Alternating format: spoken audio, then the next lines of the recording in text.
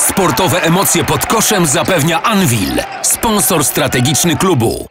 Dzień dobry Państwu, witam wszystkich kibiców Anwilu Włocławek w kolejnym wywiadzie tuż przed sezonem 2024-2025, a dzisiaj moim rozmówcą jest jedna z ciekawszych postaci naszego zespołu, jeden z nowych nabytków drużyny, Luke Nelson. Hello. Dzień dobry. Dzień dobry. Dzień dobry. There are a couple of questions to you, but I will start this interview, if you let, about the names of your ex-3 teammates. David Asdukis, Cavell Bigby Williams, Okay. and Deshaun Booker. Okay. To whom of them you called when you signed a deal, or maybe before you signed a deal with us? Well, actually, those three I didn't speak to. I spoke to Andres Pluta, actually. I played with him briefly my first year. He was a young kid at Real Betis, so I spoke to him. I also had some more, a mutual friend. I spoke to Khalif Young, who was here last year, through because he knows Aaron Best, who I played with at London. So through Aaron, I spoke to Khalif, and those were like my two kind of points of reference. Oh, a third actually as well was Tanner Groves, we share the same agent. So through him, I spoke to Tanner as well, because I know those guys were here more recently. So that was like I felt like it was a bit more relevant to ask those guys. Okay, and what kind of information did you get? Well, like the main thing was like how serious they take basketball here, which is something that is important for me.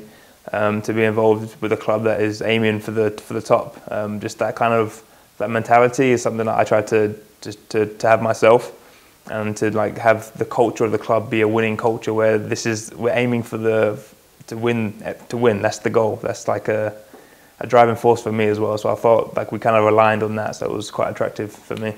Were you trying to collect the information about the club, the organization, about, I don't know, the history, tradition, trophies? Well, that was kind of apparent before I spoke to anybody.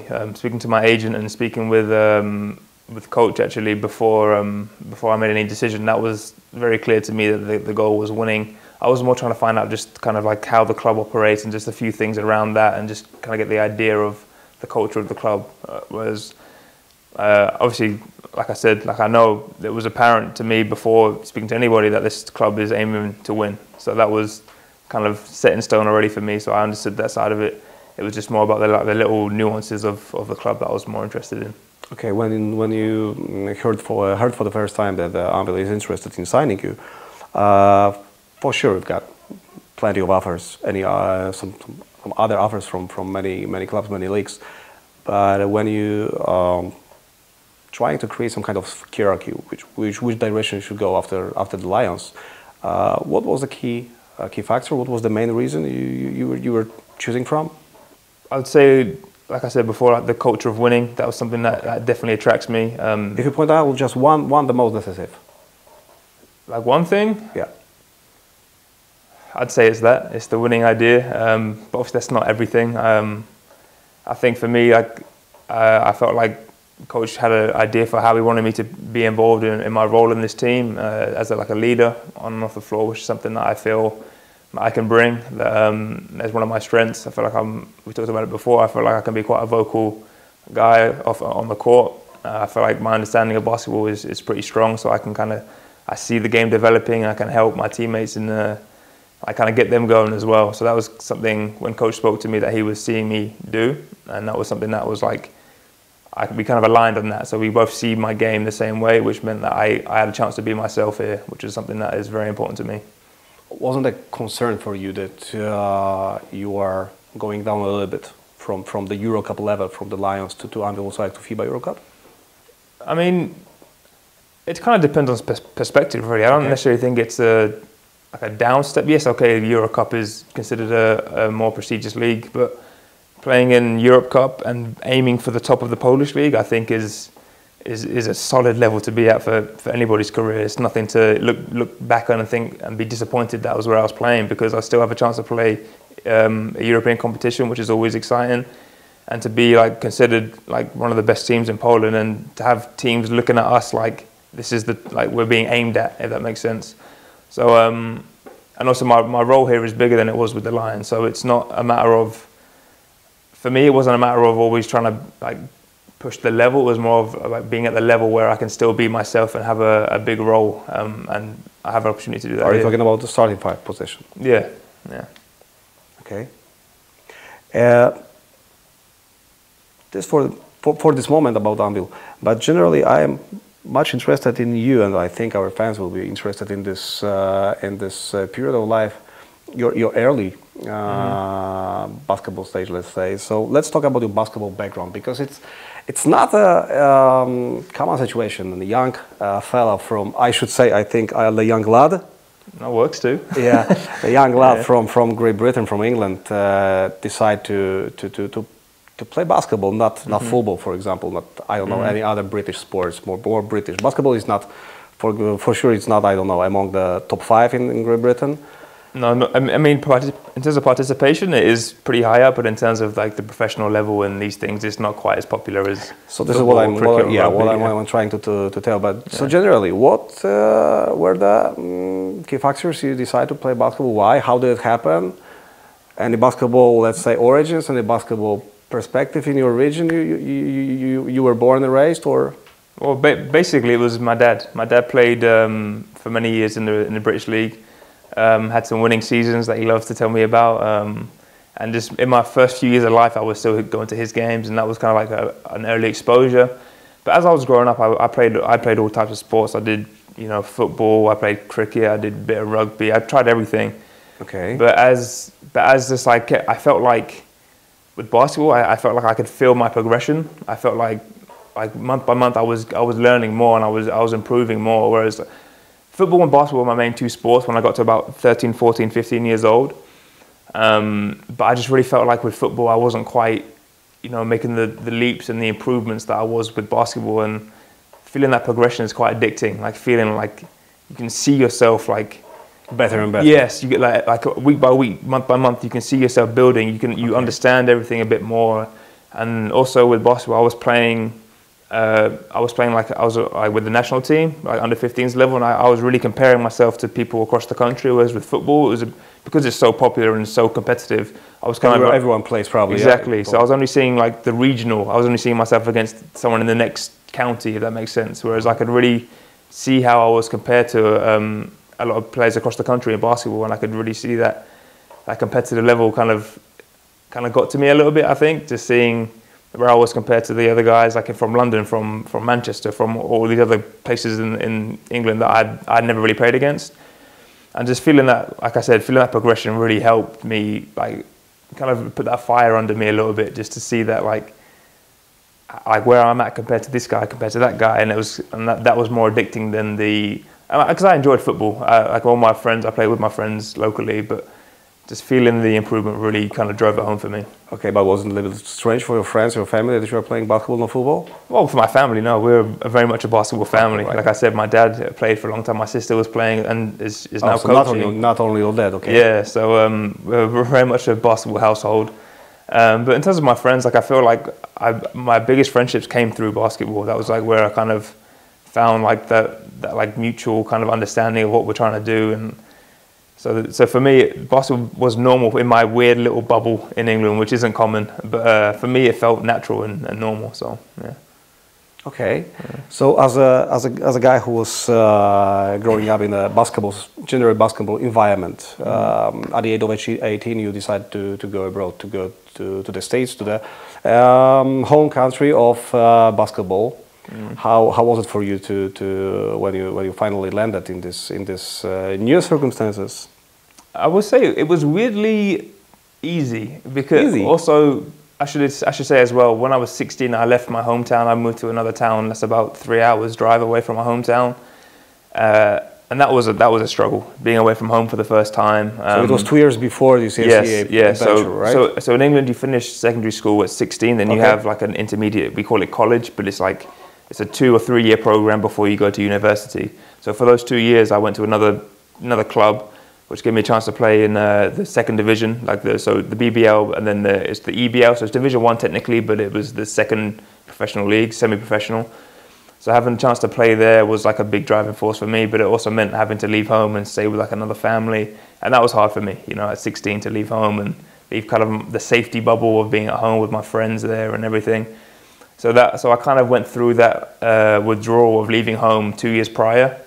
So then when I went to the States, it was kind of like a natural progression for me. Like I'd already kind of made the first step I was close enough to home that it wasn't crazy, but then I was so busy enough that I wasn't always at home. You know, I could only go back maybe once a month, once every 2 months, and then all of a sudden I'm in, you know, the other side of the world. But still, at this age of 16, when you moved to the other city, you still were in the same country. You had the contact with your family, close distance. It was still something, but close distance. But suddenly, at the age of 18, you decided to go abroad, to go a couple of 1,000 kilometers from home, and it wasn't possible to fly here and there. Let's say every week or something. And also different cultural background. Yeah, but the thing is, I think basketball is like such a universal culture, luckily. So like when you have that comfort of, I'm not going to the States just to be, I'm not going by myself, I'm joining a team, I'm joining a system where you're in the same boat as, although like maybe guys are from like the local area, there's some guys from other states in America that are moving over to your school, and you're kind of in the same boat, so to speak. Like, we're all away from home. We're all here to pursue this sport that we love and that we're competing in, and we want to drive ourselves. So in that sense, I kind of had that. I was lucky to join an already existing team and a group of people where we all kind of have the same mentality, that we're trying to really push ourselves. So it wasn't like it. I think it'd be more difficult to go to school in the States and like just by yourself, and you have to make all these efforts to be, you know, to make friends and meet new people, whereas I'm going to a situation where it's kind of already there, if that makes sense. So that made it a little bit easier for me. Yes, obviously being away from home was difficult, but with FaceTime and things like this, it wasn't quite as bad. But overall, I would say it was a scary but like exciting prospect for me at the time. Like I was definitely worried and a bit nervous, but also it was this thing where I have a chance to go play Division 1 in college, and that was like the driving, like the excitement of it overtook any nervousness. So, did you have any funny situations when it comes to this British English and American English? For example, the differences are simple: match in England and game in the United States, right? Guys, lots. Squad, team. Yeah, I would say, I think, especially when it comes to the situation that the language of basketball is American English, not British one, right? I think I made an adjustment quite early to try and be wary of what I was saying. I was trying to more, I didn't want it to be this constant thing where I'm being called out for something I said that as English. It was just kind of like, through context, I was trying to figure out like how guys speak there, and that was kind of became my default. I remember there was a few times though when, just like, especially in like supermarkets when it wasn't basketball related, and I would say like water or something random, and oh my God, you know, that was like a constant thing there that I was kind of wary of. But I think within basketball, I kind of learned just to pick up what was going on. I kind of made myself kind of learn through context what they would use naturally, and that became my natural state, because especially on my team. I'm talking about the situations, for example, when you were screaming to your teammates, for example, on the floor, like, hey, lads, come on. But I don't think I would say lads. That wouldn't be my go-to anyway, because I think almost basketball, the culture of basketball is, like I said earlier, is like universal. So there's words like defense. But I can't. It's hard to explain. But still, for example, defense is different stress. Like in American defense, and in British it's gonna be like defense. No, but in basketball you say defense, but then in football you would say defense. So for me growing up, I would say defense naturally, because all right. I think because like basketball culture is almost taken from use the American words anyway. And I used to watch a lot of NBA, I used to watch like a lot of college basketball. So the words that were being used there were the ones that I would naturally use anyway in terms of basketball. Like even now, I would say defense for basketball, but then I would say defense for football. Okay. So I think it was more like because I was already in the basketball culture, it kind of made more sense when I was in America anyway. So it was less of an adjustment. Okay, when the game ends with the same result from both sides, we've got a draw. Draw still, so it's more British word. In American, I think it's tie. Yeah, it's tie in America, but like in basketball, it's not really an important word to know because there's going to be overtime. Sure. So, okay, so another example: when you start a game, there is a result. Yeah. What the result is when we start the game? Sorry, what do you mean? What score is it? What score is it when we start the game? Is 0-0 or 0-0? See, for basketball, I would say 0-0, but Okay. football, I would say 0-0. Okay. Or if it's football, I'd say 2-0. But then basketball, I would never say 0. I've never thought about this before, actually. Just like I was thinking about that. even growing up, playing basketball, I would never say, you know, it's 0-0. I would always say 0-0 for basketball. But then for football, I would say 0-0. That's interesting, though. Yeah, it is. It is. I think yes, interesting.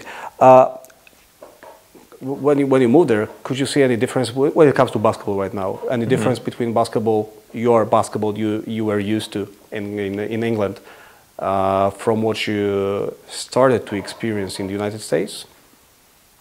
Excuse me. I think I decided on UC Irvine was the school I went to, and one of the reasons I chose there was because there was the way my coach played basketball when I was at Reading Rockets was very pick and roll based.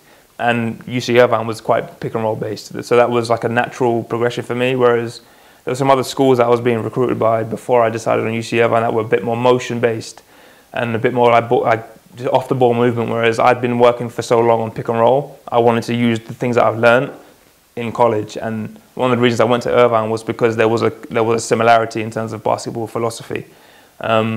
The assistant coach at Irvine was Turkish, so he has a European basketball background, which is very much based around pick and roll.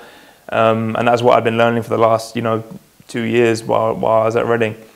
So for me, that those side of things, the reason I went there was because there was a similarity there. So there wasn't like as much I wasn't adjusting to a whole different system. Like the things I've been learning, I could use now in college. So that was one of the reasons I actually went there. So you, as a basketball product, what are your origins? More British or more American? How would you estimate yourself? How would you assess yourself, your basketball skills, and what you like to play? What is your focus? What is your attitude, philosophy? That's a difficult question, actually. I would say, I think it's changed over the years. I believe the way the idea of basketball in England and Britain in general is kind of this in between America and Europe. It's a bit more. Okay, some other. So it's so you kind of have ideas of both, whereas like the American game is a bit more for high tempo, a bit more. ISO. A bit more just individual talent and athleticism, whereas the European is a bit more movement based and tactical. But I think the English game kind of finds this middle ground where you kind of get influences of. Depends on you get coaches who maybe idolize the European game more, and so where I was at in Reading, it was based more on the European game, but then other places might be based more on the American style. So England kind of finds this like middle ground so that you can kind of go either way. So then when I went to America, obviously it was a bit more, like I said, I had an assistant coach who was Turkish, and the head coach was likes pick and roll, and so the game was a bit more European, but there were still the aspects of being aggressive and being a bit more up tempo, like the American style. But then I came to Europe in my first couple of years in Spain. I really resonated with the tactical game of the Spanish game, and that I think it stuck with me more now. I think I see the game more like European, like Spanish style now than I do the American style. I think at this point. When you were young and thinking about your professional career, did you have anything like in your mind that probably you're not gonna play in your country in your pro career because there is no possibility, there are no options, opportunities? Okay, right now you got this London Lions, right? But before that, 10 years ago, 15 years ago, it wasn't so obvious. So did you have something like that? Probably I'll be traveling the world. I mean, the fact that I played in London for 2 years was never a thing I expected to do. Yeah. I figured that just for me to have the career I want and to have, to look back and be proud of what I've done, I'd have to be, throughout Europe and going from club to club, because in general, not many imports stay at a club for an extended period of time. So that was just expected, really, that I would be, in a maybe different club, different country each season. And that was like exciting, just the idea of, I get to experience Poland for a year. I've experienced France. I've experienced Germany. I've experienced all these different places, and I've lived there for. Yes, okay. Like my life is based around basketball, so I'm not really living within that country, but I also get to experience it on a smaller scale. And then I kind of figured, once I'd done all that and I'd been hopping around towards the end of my career, I could maybe play a couple of years in England and just enjoy, being at home playing. but having the opportunity to play for them on the Lions and play in Europe, and like, it wasn't a matter of me sacrificing my career to play in the UK. It was me bolstering my career. It was a step up for me to play in Euro Cup and have that experience.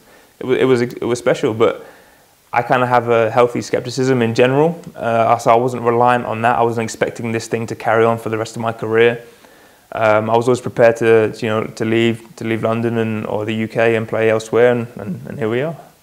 So generally, was this opportunity for playing for the London Lions was a tiny dream come true that you were never dreaming of? I'd say partially, but for me, it was the reason I wanted to play there was for the sake of my career, not for the sake of comfort. If that makes sense, not just for the sake of playing in the UK. I decided to go to London to play Euro Cup. That was like my driving factor to play, at a higher level. And since that was an opportunity this year, that wasn't something that I even thought about for myself. I want to, especially while I'm 29, I'm kind of in like the prime of my career. I want to push myself to the highest I can. So obviously I'm grateful for my 2 years there, but it's not something that I ever, first of all, never expected, and therefore I wasn't relying on that opportunity to keep driving me, if that makes sense. Like my goals are based for my career, and if it's not going to help my career, then it's not something I necessarily see for myself. So, and like I said earlier, this opportunity here, it gives me a chance to be myself, like to aim to win a championship, to play in a European competition. These are things that excite me for my career, and these are things that drive me. Obviously, like you said, playing in London was fun. Playing in the place, the city I was born, it was special. But at this point in my career, it's about pushing myself, not trying to find the comfort in being in London. Okay. When you look at your whole career, starting from this NCAA program, there were successes there. Mm-hmm. Next, you were playing in different countries, interesting leagues, strong leagues, the strongest leagues in Europe. Then you've got this Lions and the Euro Cup, semi-final of the Euro Cup. Mm-hmm. Also, through these whole years, there were performances for the Great Britain national team. Mm-hmm. If you need to pick up only just one success, the biggest accomplishment you've got in your career, what would you think first? That's tough. Are we including college in the States? Yeah, it's up to you. Well, I would say my second year at UC Irvine, we made the NCAA tournament by winning our conference tournament, which was the first time in school history. And I'll never forget the feeling of when we won the game, the crowd rushing the court, and and because we've been building towards this for 2 years at this point. Like when I arrived there, it was Russ Turner. It was his 4th year as head coach, which meant it was the first time where all 4 years of players were recruited by him, and it was his program that he had built. And the goal was always to make the NCAA tournament. That was always the driving force, was to win the conference tournament, to make the NCAA tournament, to play in March Madness, which is a once in a lifetime opportunity. And in my second year, we managed to do it, which was one of the most exciting things I've ever done as a basketball player. Just having like that, like I said, you join this group of guys who are in the same boat, and you're all kind of fighting for the same thing. You're all in, and when it all comes together at the right time, and it works, and you win together, and it's a special feeling that is hard to match. It's interesting because you put the NCAA successes above your, for example, national team. Well, unfortunately, as a national team, we haven't had a team success on a level that. But for example, you played in 2 Eurobaskets, right? That's something. That's something. Yeah, played in it, and we still haven't won a game in them yet. So that's the kind of something that, like, getting there again was the year we had. What year was that? The COVID year. 2021, where we managed to qualify for the Eurobasket, beating France and Germany in the qualifiers. That it was a special thing, but that was special because we made it to something that could be special, if that makes sense. Like now we have a chance to play in Eurobasket. Now we've earned the opportunity to play against the best teams in Europe, and with their full strength, and to compare ourselves to them. And then when we got there, we didn't quite perform the way we wanted. So it's kind of like, well, still was something. The journey was special, but for such a new national team, Great Britain wasn't playing well 20 years ago, for example, right? It's been up and down, I think. Yeah. But so it definitely leaves a bitter taste in your mouth when you go to Eurobasket and you don't win a game. It's hard to look back at that and be proud when when you haven't quite performed the way that you can. Like we're all aware of how special those years were for us as a national team, and the progress we made. It was definitely a special feeling to have. But then to get to the point where like, okay, now we can really prove what we've got, and you don't quite, get over that hurdle. It's it's not a great feeling. It's because the last thing you feel is the disappointment of not winning. Understanding, right? So the journey, like I said, was the qualification was fun, and to beat the teams we beat in the way we beat them was like to look back at. To this day, I'll speak with guys like Tariq Phillippo and Dan Clark, these guys, to look back on those games and be like, damn, that was fun. But when we got to the Eurobasket and didn't quite get over the hurdle is a tough one to swallow. Okay. Well, regarding the national team, do you remember what did you do? August 25th, 2017? August 25th? Is that Eurobasket? August 25th, 2017. Or maybe where were you? That was the preparation for Eurobasket. Just 2017 was my first year out of college with the national team. Yeah. I think we might have played Euro preparation games in Poland, I believe. In the city of Legionowo. Small gym near Warsaw. Okay. Yeah, the game against Poland. Good memory. Good no, I remember that preparation, yeah. Do you remember anything from that game? No. Or maybe, who was playing for Poland at that moment? Who could play? No, I don't think I do remember that. I was on that game. But I didn't remember the situation. But Karol Gruszewski, remember it well. I remember it very, very well because he was playing. Okay. We played against each other. Man, what was that? 7 years ago, though? Yeah, it was 7 years ago. 7 years ago. That was your first contact with Polish basketball? Against? Or? Yes, I believe so. I mean, I played against Poland before in the under-20s. Yeah. Actually, I think Marcin was a coach on that team as well. He mentioned it to me. For sure. So yeah, obviously in the European competition, that was at the men's level, that was the first time I played against the Polish team. Yeah. Okay, 8 scrimmages behind us right now. Talking about Anwil Włocławek situation, 8 scrimmages behind us. We are right before the season starts. How do you feel? It is more like having butterflies in your stomach. Preparing for the interview, I realized that this expression means something negative emotions in English. Butterflies? To have butterflies in the stomach is like more like anxiety. But it's also excitement. The opposite is excitement. Yeah. So this is what I'm asking you. It's more like anxiety or excitement.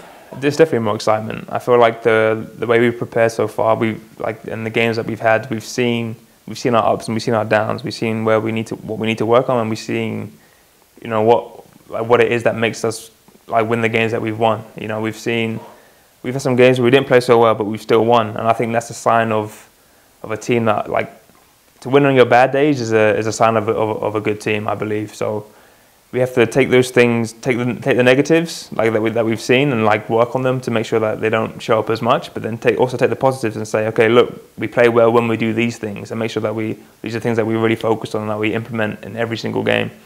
So the preparation we've had, I think, has been positive. That doesn't mean that it's been perfect. There's definitely been some ups and downs, but during the season there's going to be ups and downs. We're not going to have a clear ride throughout the whole season. There's going to be times where we struggle, but then the key to being a winning team is that when we struggle, how do we get out of the struggle? Do we resort to pulling apart and doing our own thing, or do we resort to fighting together? And I think in the preparation games, that's what we've done. We've had some rough starts, but throughout the game, we've really pulled together, and we've played together. We've moved the ball. We've been active on defense, which I think is a huge key for us. So I think overall we can take a lot of positive things out of the preparation. We will end this interview as we started. We were talking about winning mentality. Mm-hmm. Generally, from the club, from the coaching staff, these requirements, and it's going to be a very demanding season. On the first meeting here in the pre-season, the coach gathered you in a circle on the floor and said a couple of words about championship. Mm-hmm. It helps, such a clear situation, or it can be a concern sometimes. I mean, when things are set, are clear and set in stone, I believe that helps the overall team vision. This is where our focus is now. The focus is the championship. If it's a bit more, we don't know what we could do. Maybe we could do this. It's a bit more, somebody might take it one way, somebody might see that as a challenge, but somebody might see it as a limiter, if that makes sense. But when the coach says, this is what our goal is this season, anything less than this is a failure, the whole team now understands what it is we're playing for and understands what the vision and what the direction of this team has to be. And that clarity, I think, can really help like a team. You know, when you all have that same vision of what we're striving for, what we're aiming for. There's no debate here. There's no room for interpretation. It's purely, this is what we're going for. If you don't go for this, then you're behind everybody else, because this is what our goal is. So I think having that clear-cut goal will be a positive thing for us. You are good at remembering stories or recollecting dates, like August 25th, 2017. So are you good also at making visions, what you're going to do in June 2025? No, that's the thing. I like to live in the now. What can we work on today that will improve us today? And I think if you have that mentality, every day, you will build over the course of the season.